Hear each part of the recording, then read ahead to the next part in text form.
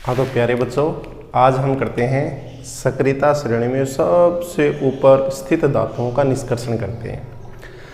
अब सबसे ऊपर धातु कौन कौन सी है देखो सारणी। सबसे ऊपर पोटेशियम है, सोडियम है ना, मैग्नीशियम है, कैल्शियम है।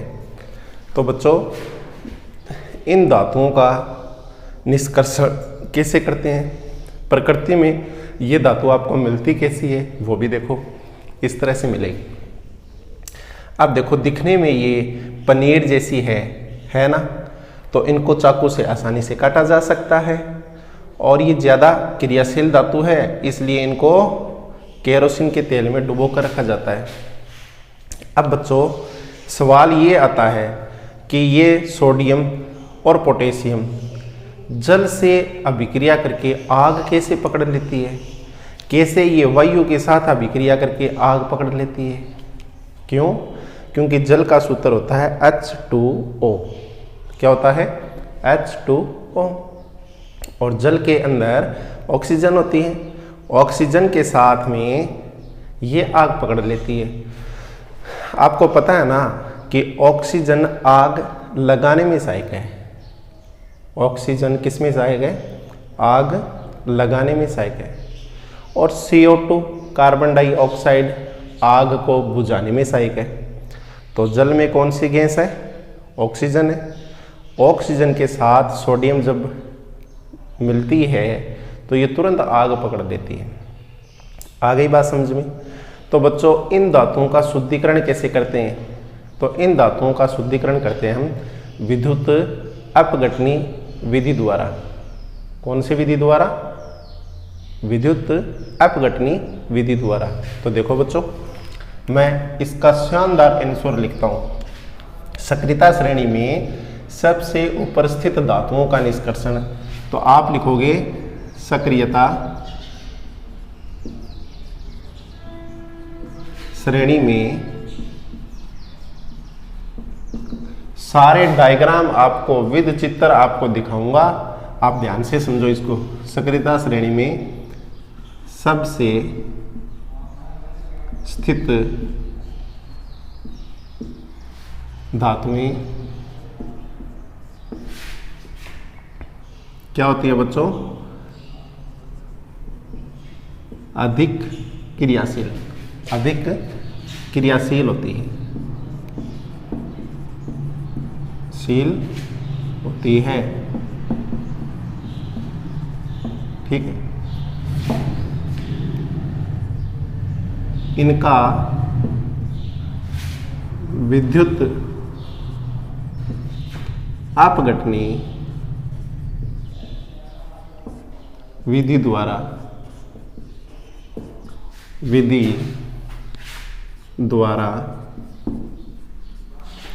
निष्कर्षण किया जाता है।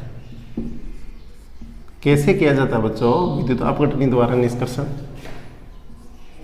किया जाता है। इतनी बात समझ में आ गई? इतनी बात तुम्हारी याद हो गई ना? विद्युत अपघटनी विधि द्वारा निष्कर्षण कैसे किया जाता है? प्यारे बच्चों, आपको पता है कि विद्युत का जब नाम आए तो आप नाम याद रखो प्लस और माइनस।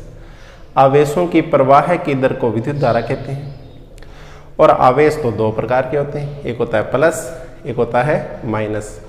जो प्लस होता है ना बच्चा, उसको हम एनोड बोलते हैं। देखो ये आपके विद्युत अपघटनी परिष्करण विधि, ये देखो ये एक पात्र ले लिया हमने और इसके अंदर मैंने क्या किया, इसमें क्या किया है बच्चों? इसमें एक शुद्ध धातु का कैथोड ले लिया। ये तो शुद्ध धातु का क्या है? कैथोड, यानी माइनस कैथोड। ठीक है।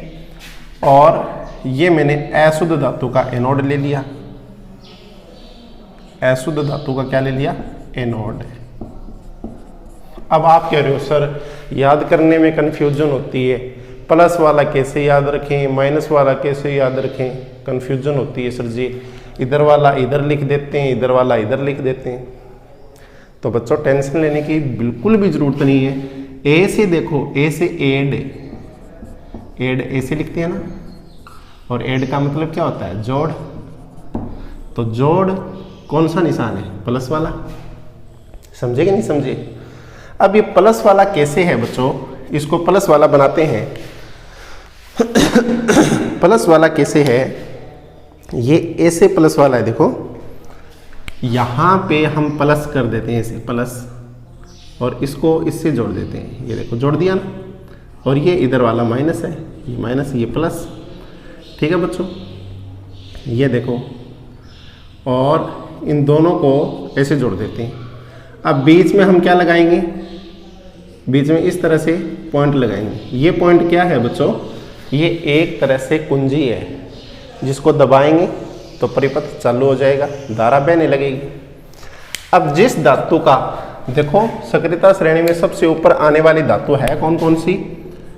का, ना, काम, ये धातु है। देखो का, ना, काम, मतलब पोटेशियम है, सोडियम है, कैल्शियम है और मैग्नीशियम है, ये धातुएं हैं।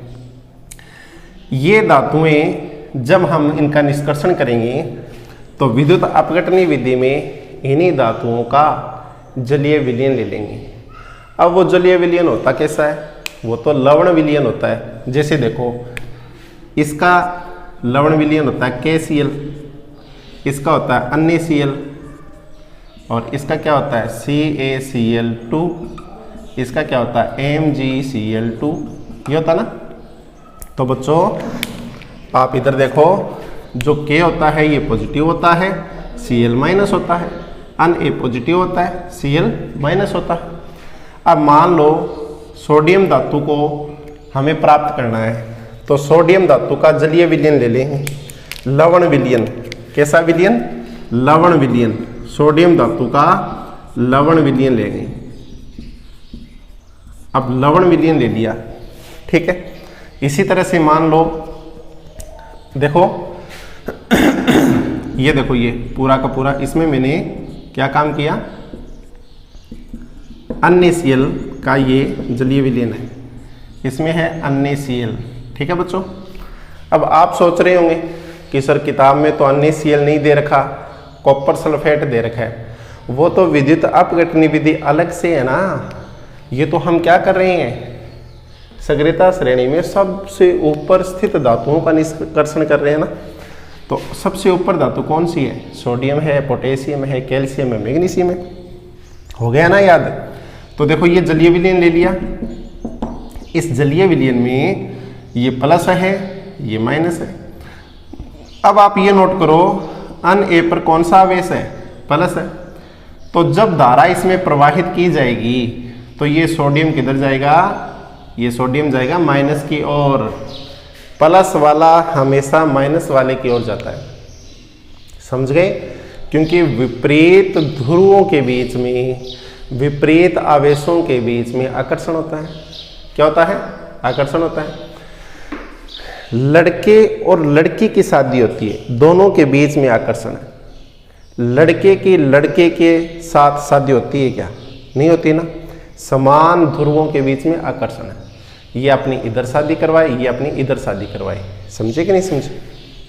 तो बच्चों सोडियम जो है वो भागता भागता जाएगा कैथोड पर और इसके चारों ओर चिपक जाएगा।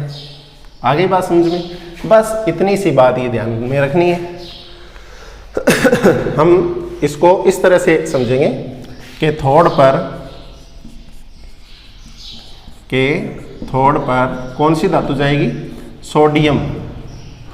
कौन सी जाएगी बच्चा? सोडियम जाएगी। अब सोडियम पर आपको पता है कि ये प्लस आवेश होता है कि नहीं होता? सोडियम पर कौन सा आवेश होता है बच्चा? प्लस आवेश होता है ना। तो ये अपना एक इलेक्ट्रॉन त्याग देगी और तब जाकर के ये क्या बन जाएगी? Na sodium. और कहाँ चली जाएगी? कैथोड पर चली जाएगी। इसी तरह से बच्चों एनोड पर क्या जाएगी? एनोड पर क्लोरीन मुक्त हो जाएगी। अब सर जी क्लोरीन कैसे मुक्त हो जाएगी? क्या ये पत्र ऐसे खुला है? खुला नहीं है बच्चों। ये एनोड और कैथोड कैसे लिए गए हैं? ये ऐसे लिए गए, ऐसे। ये जो एनोड है ऐसे बनाया हुआ है। आपने जल का विद्युत अपघटन पढ़ा है ना, उसके अंदर जो चित्र है, एक जग है और उसके नीचे इलेक्ट्रोड के तार दिए हुए हैं, वो डायग्राम यहां पर आएगा। समझ गए इस बात को? तो देखो बच्चों, एनोड पर क्या मुक्त होगी? क्लोरीन। क्या मुक्त होगी? क्लोरीन। अब क्लोरीन तो ऑलरेडी माइनस है। क्या है? ऑलरेडी माइनस है। तो क्लोरीन कैसी रहेगी? ये Cl है और इस Cl में क्या जुड़ेगा? एक इलेक्ट्रॉन जुड़ेगा। क्या जुड़ेगा बच्चा? एक इलेक्ट्रॉन। तो एक इलेक्ट्रॉन जुड़ा तो ये Cl क्या हो गई बच्चों? माइनस। और यहाँ पे Cl क्या हो गई? प्लस हो गई। लेकिन कब प्लस होगी? देखो ये सूत्र ऐसे है 2 8 और ये इसमें जुड़ गया तो ये 8 हो गया। और यहाँ पे ये सूत्र ऐसे था 2 8 और 7। अब हमारी किताब कहती है कि यहाँ पे आपने 2 क्लोरीन ले लो। कितने क्लोरीन? 2 क्लोरीन किस लिए? कि थोड़ा समझने में आसानी हो जाए। तो इसको क्या लिख दूंगा मैं? इसको वैसे ही लिखूंगा ना कि ये तो Cl2 है और ये इलेक्ट्रॉन कितने जाएंगे फिर बाहर? इसके साथ जुड़ेंगे कितने? 2 इलेक्ट्रॉन। तो आया समझ में? तो आप क्या लिखोगे? ध्यान से सुनो। इसके अंदर आपको ये लिखना है बच्चों, सक्रियता श्रेणी में सबसे ऊपर स्थित धातुएं अधिक क्रियाशील होती है। इनका विद्युत अपघटनी विधि द्वारा निष्कर्षण किया जाता है। और जिस धातु का निष्कर्षण करना हो उसका लवण विलयन लेते हैं। क्या लेते हैं बेटा? लवण विलयन। तो क्या होता है? शुद्ध धातु का कैथोड बनाया जाता है और अशुद्ध धातु का एनोड बनाया जाता है। ये बात अगर आप लिखना चाहो ये लाइन तो लिख सकते हो, नहीं लिखना चाहो तो कोई जरूरत नहीं है, क्योंकि विद्युत अपघटनी परिष्करण विधि में ये लाइन लिखनी बहुत जरूरी है। इसमें आप इतना लिख सकते हो कि जैसे सोडियम को प्राप्त करना है तो सोडियम क्लोराइड का लवण विलयन लेते हैं और उस लवण विलयन में विद्युत धारा प्रवाहित करते हैं। तो सोडियम तो कैथोड पर मुक्त होती है, चिपक जाती है कैथोड से, और क्लोरीन एनोड पर मुक्त होती है। क्लोरीन एनोड पर मुक्त होती है। बस इतनी सी बात लिखनी। फिर आपको ये बातें लिख देनी, ये इतनी बात ये लिख देनी, इतना ये चार्ट, और इसमें ये नहीं लगाने, ये नीचे वाले नहीं लगाने, बस इतनी सी बात लिख दो। अगर आप इस Mg का दिखाना चाहो मैग्नीशियम का कि मैग्नीशियम कैसे प्राप्त हो रही है तो इसका भी दिखा सकते हो। देखो किताब में नहीं दिया हुआ लेकिन फिर भी हम दिखा देते हैं। कैसे? आपके पास मान लो MgCl2 है। अब MgCl2 सूत्र कैसे हुआ? मैग्नीशियम पर तो 2+ होता है ना और Cl पर माइनस होता है। ये इधर जाएगा, ये इधर आएगा, तो ये इसके नीचे जाएगा, तो देखो MgCl2 बन गया ना। अब मैग्नीशियम पर प्लस आवेश है, ये देखो, और क्लोरीन पर माइनस है, तो मैग्नीशियम तो कैथोड पे जाएगी और क्लोरीन एनोड पे मुक्त हो जाएगी, है ना। तो देखो बच्चों, Mg कैथोड पर सेम टू सेम ऐसे लिखेंगे, कैथोड पर मैग्नीशियम। अब मैग्नीशियम कैसा है बच्चा? 2+ है। क्या है बच्चा? 2+, जिसे मैंने ये लिखा ना Na+, उसी तरह से ये लिख दो। अब ये प्लस 2 इलेक्ट्रॉन क्या कर देगी? छोड़ देगी, किसी और को दे देगी, तो आगे क्या प्राप्त हो जाएगा? Mg।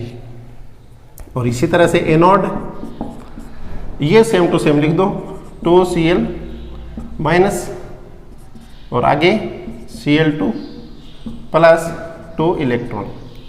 ये आप सेम टू सेम लिख दो, ठीक है। ये आपका एनोड पे मुक्त हो जाएगी। और ये डायग्राम आपको कैसा मिलेगा? ये डायग्राम आपको ऐसा मिलेगा, देखो ये एनोड, ये कैथोड यहाँ तक और ये भी यहाँ तक पूरा का पूरा, और इसके ऊपर से भी ये परखनली, और ये जो तार है ये कहाँ पे लगेंगे? नीचे की ओर लगेंगे, यहाँ से, ठीक है, यहाँ से नीचे की ओर ऐसे, ये प्लस सिरा, ये माइनस सिरा, तो देखो ये माइनस, ये प्लस, ये माइनस, ये प्लस, ये माइनस, ये प्लस, और ये इससे चिपकेगा। और यहाँ पर हम क्या लगा देंगे, कुंजी लगा दो ऐसे, ठीक है ना। ये डायग्राम आपका ये ऐसे बनेगा। आ गया समझ में। अब आगे वाला टॉपिक है वो बहुत ज़्यादा इंपॉर्टेंट टॉपिक है और एग्जाम में आने वाला, बार बार एग्जाम में आने वाला टॉपिक है। कौन सा? विद्युत अपघटनीय परिष्करण। उसको हम अच्छी तरह से समझते हैं। विद्युत अपघटनीय परिष्करण को अच्छी तरह से समझते हैं। सबसे पहले आप ये डायग्राम देखो। ये डायग्राम जो है विद्युत अपघटनीय परिष्करण का है।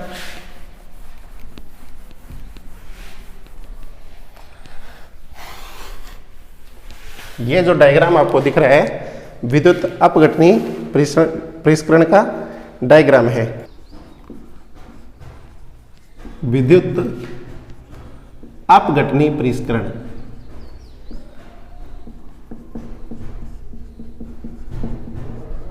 देखो बच्चों, जितनी भी धातुएं हैं जब हम उनमें भर्जन और निस्तापन वाला काम करते हैं, जैसे पृथ्वी पर खनन किया, खनन करने के बाद में वो रंग बिरंगे पत्थर हमारे पास निकले।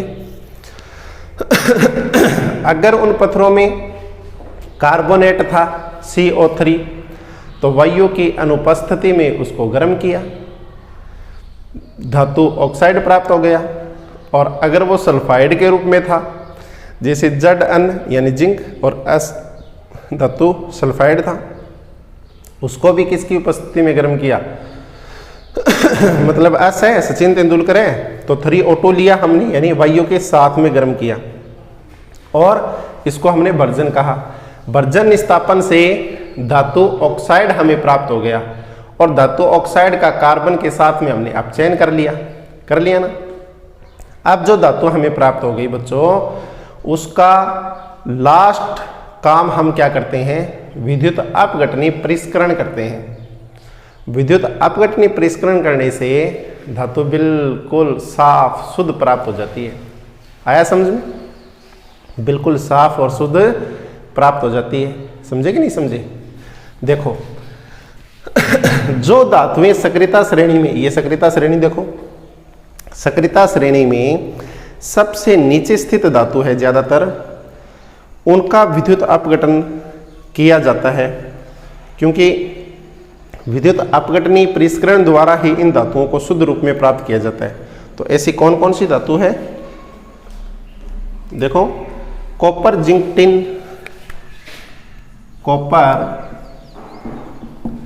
जिंक, टिन, गोल्ड, सिल्वर, ये धातुएं, ठीक है।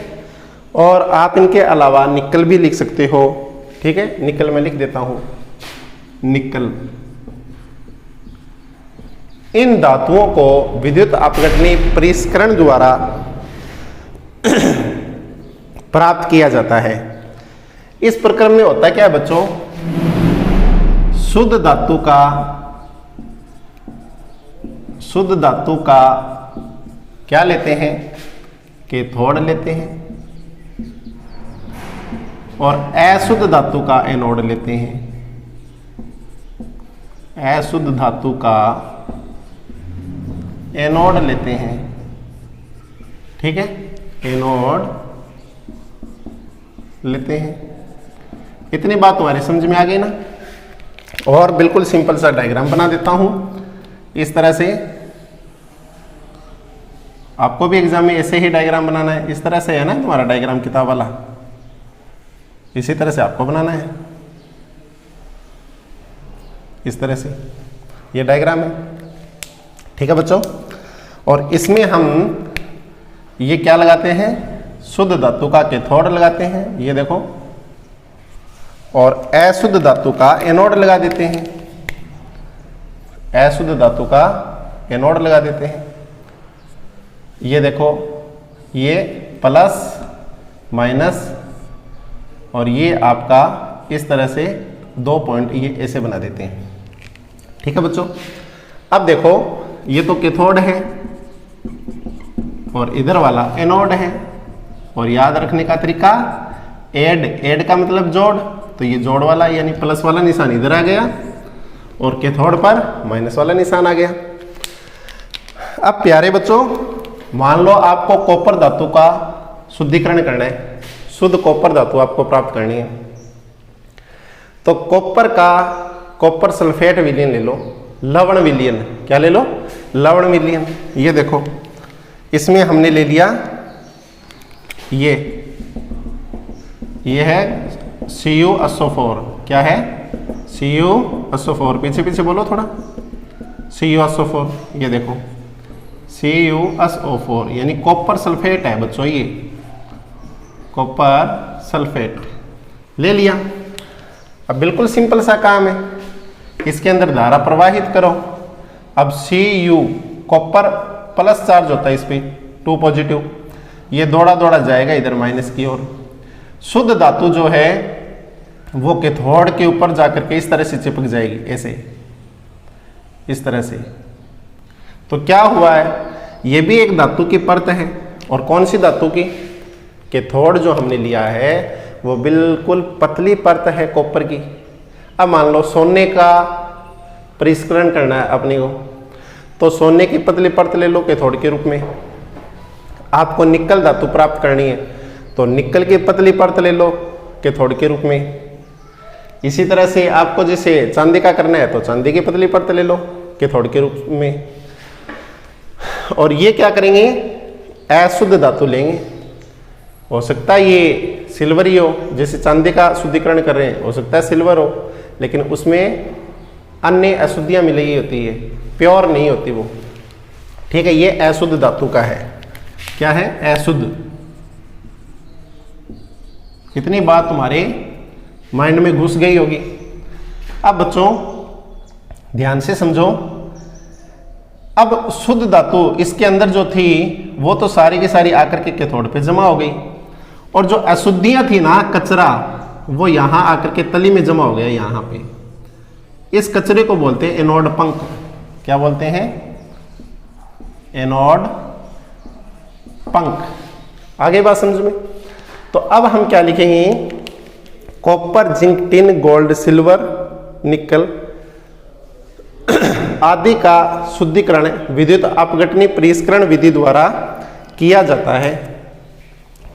और इस प्रक्रम में शुद्ध धातु का कैथोड लिया जाता है और अशुद्ध धातु का एनोड लिया जाता है, और पतली परत का कैथोड बनाया जाता है, पतली परत का कैथोड बनाया जाता है। धातु के लवण विलयन का उपयोग विद्युत अपघट्य के रूप में किया जाता है। लिख देता हूं मैं ये बात। धातु कौन सी, जिसे कॉपर का किया ना अभी, धातु लवण विलयन का उपयोग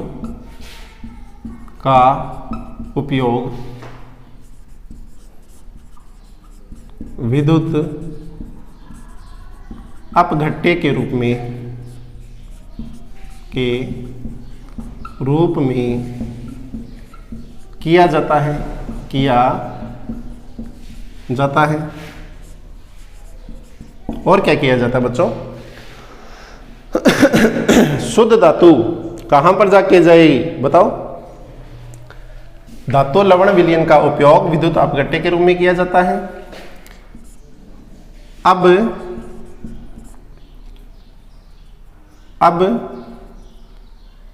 विद्युत धारा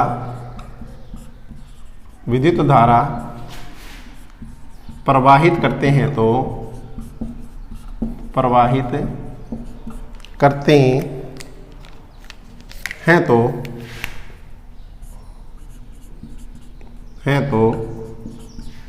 शुद्ध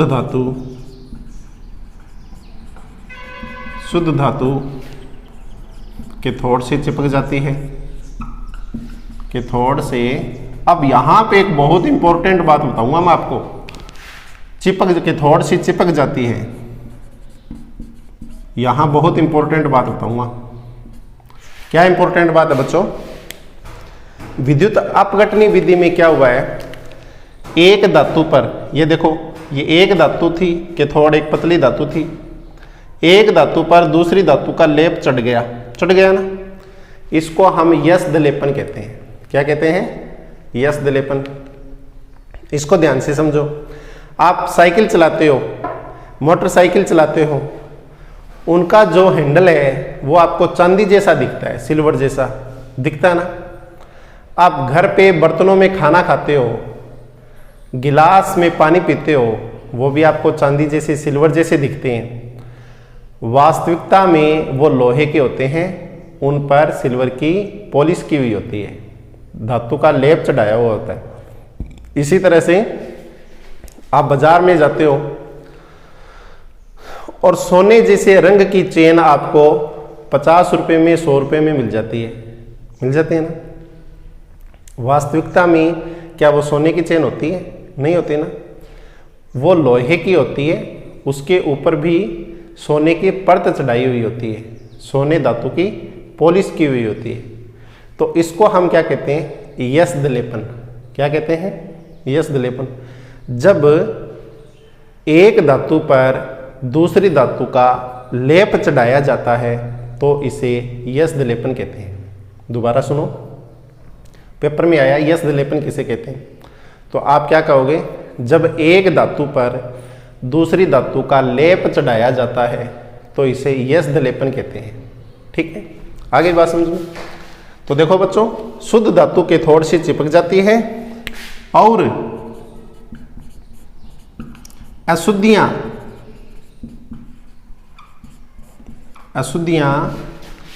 एनोड के नीचे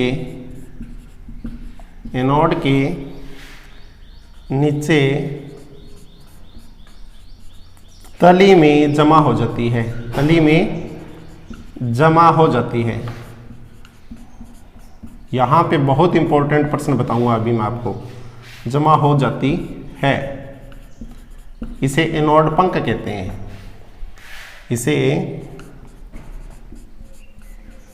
एनोड पंख कहते हैं, पंख। ये पूरी बात आपकी हो गई विद्युत अपघटनी परिष्करण की। इतनी बात आप लिखो और पूरे में से पूरे नंबर आप ले जाओ। अब इंपॉर्टेंट बात मैं क्या बता रहा था, एक प्रश्न आता है बोर्ड में, एनोड पंख और गैंग किसे कहते हैं? एनोड पंख में और गैंग में क्या अंतर है? ये इंपॉर्टेंट प्रश्न है। तो जब बच्चों पृथ्वी से कोई भी खनिज ऐसा हम प्राप्त करते हैं और उसमें मिट्टी, रेत आदि मिली हो, उसे गैंग कहते हैं। कि पृथ्वी से प्राप्त खनिज पदार्थों में या खनिज ऐस्कों में मिट्टी, रेत, अशुद्धियाँ मिली होती है, इसे हम गैंग कहते हैं। और एनोड पंख किसे कहते हैं? कि विद्युत अपघटनी परिष्करण विधि में अशुद्धियाँ एनोड के नीचे तली में जमा हो जाती है, इसे हम एनोड पंख कहते हैं। दोनों में अंतर पता लगा? इंपॉर्टेंट प्रश्न है, 2013 में ये प्रश्न आया हुआ है और ये आपका पूरा कंप्लीट हो गया विद्युत अपघटनी परिष्करण विधि। ठीक है, अब हम करते हैं संक्षारण।